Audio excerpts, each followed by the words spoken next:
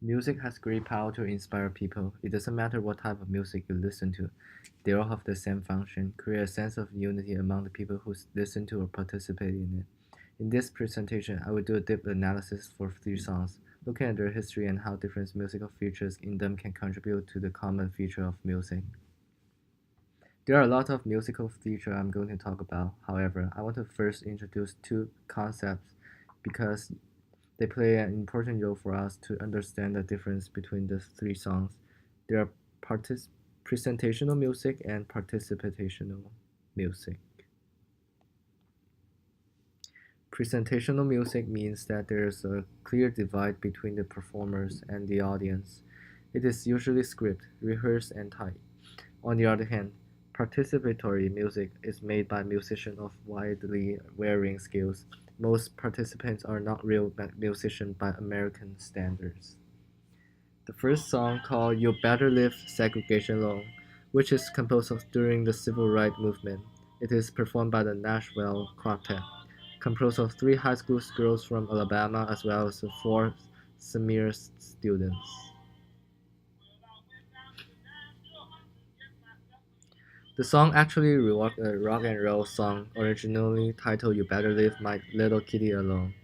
During the movement, the Freedom Singers often adapt some famous songs by changing the lyric. By using a familiar melody but a different lyric, the song successfully reflect efforts to dispel the notion of black inferiority. Moreover, the song contrasts polite, civilized young black college student with brutal white segregationists.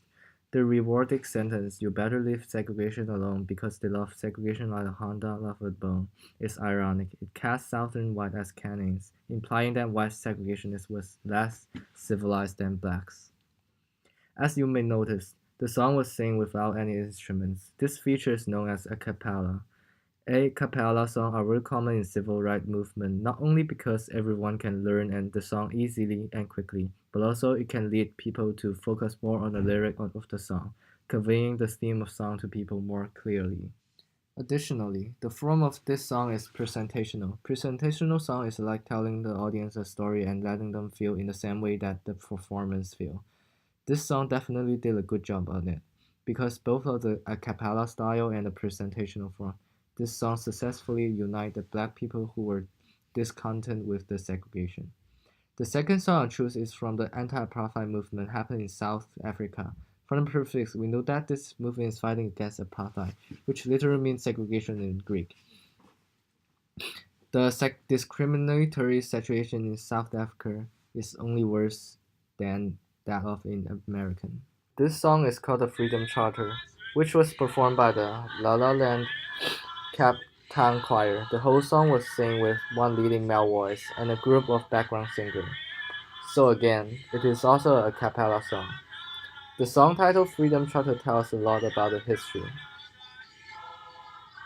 As the struggle for freedom reached a new intensity in the early 50s, the idea of Freedom Charter was born and the Congress of People campaign was started.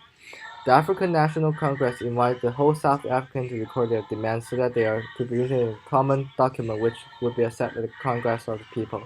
This document is called the Freedom Charter. Thousands of people sent their demands for the kind of South African they wished to live in. This demand found final expression in the Freedom Charter.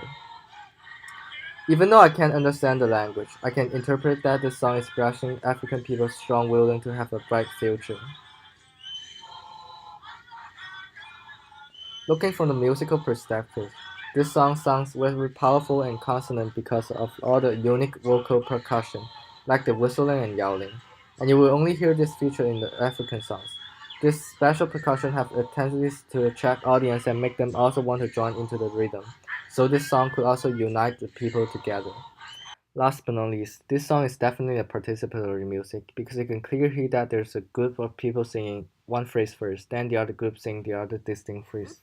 Responding to the first group, in African culture, this special type of participatory music is also known as a call and response, which is a pervasive pattern of democratic participation in public gathering.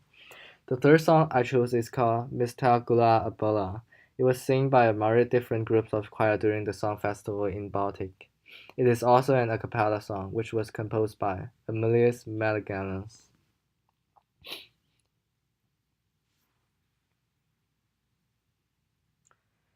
So, what is the Latvian Song and Dance Festival?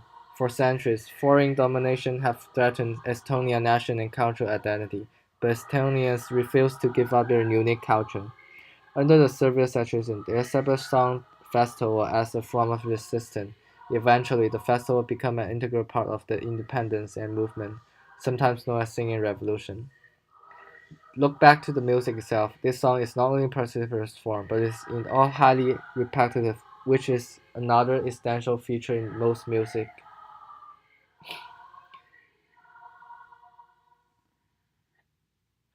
It tends to draw us into a participatory stance, those that we are imagining the next note before it happens.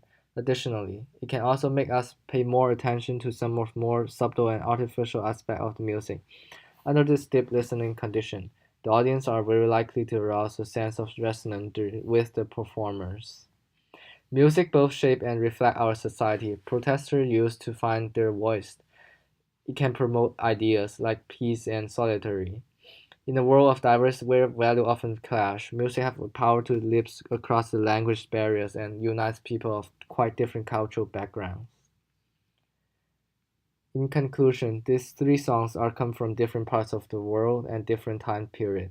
Also, they were written in different styles and with different musical features. However, there's always one thing they have in common, that is they all serve as a voice for social advocates and enhance the understanding between different cultures.